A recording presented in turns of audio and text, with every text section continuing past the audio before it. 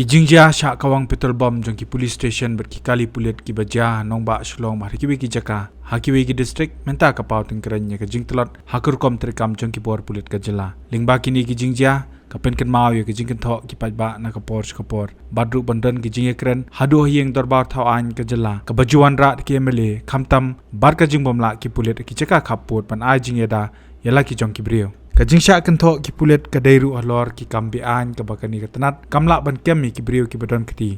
koma ki kam khai to ki marbam kum ke shini ki masi ki siar badru ban khai bi anyu doyong dak ba penung kami ki chalan thok bat ka jingket palat pot kum joru bat ki we ki marpo khndo hawa pen ki jingtho akirin san social media ki pajba ki penrami ki pulet bar ki kamle shiliang ke jongki haki babon ki liang Ki Jingjia syak kawang petrol bom ki belala man penmi ka shitrik ujemang arajar pusau ki don hadu lai teli ki Jingjia ka jingsya kawang petrol bom ki arteli ki police station na Shillong ka Shillong Sadar police station ka badan pedang jong nongba Shillong lembat ka Rinja police station padha kamiet jong kalai pho trik uyayong arajar pusau ka jingsya kawang petrol bom ka office jong Meghalaya Government Construction Corporation MGCC ha Kenchestres Laban Hashwa kini ki Jingjia pat ka tahu bna yayong arajar pusau Ladan South Ligi jing kawang petrol bom ki balaja hajela kabalas dang hakalai trip yayong arajar pesau hakaba arngut kiri runar kilalik kawang petrol bom mapok Molai police station hakaba kawai ke kali pulit kala syak bamdu akading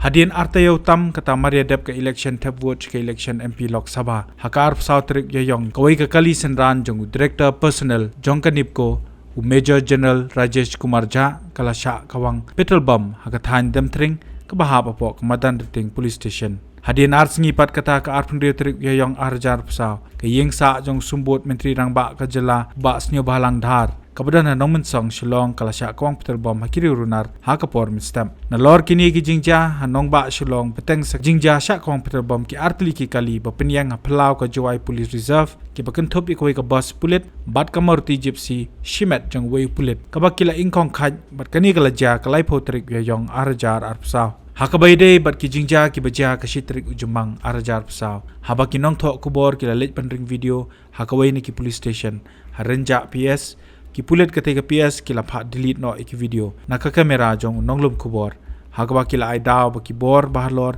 kimsha Parabala yo yakalat ban keli USPCT Pankaj Kumar Razgania haba wan jurip yaka office MGCC nakaliang ni USP uklem tre ban keren Shakilat patai kubor Kumban chupentep habadon kinu ki Jingjia warla kadai barka jingkyam mi ki khot jing sang balang ni ki ki Jingjia katnat pulet kamjuri ban pentep pajba tang maha kini ki Jingjia syak kawang petrol bom katnat pulet ka snap bejar ya ka batang kawi ka kerwaru kamjupha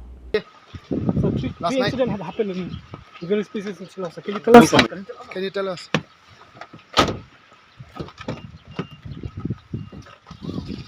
So has there any arrests been made so far?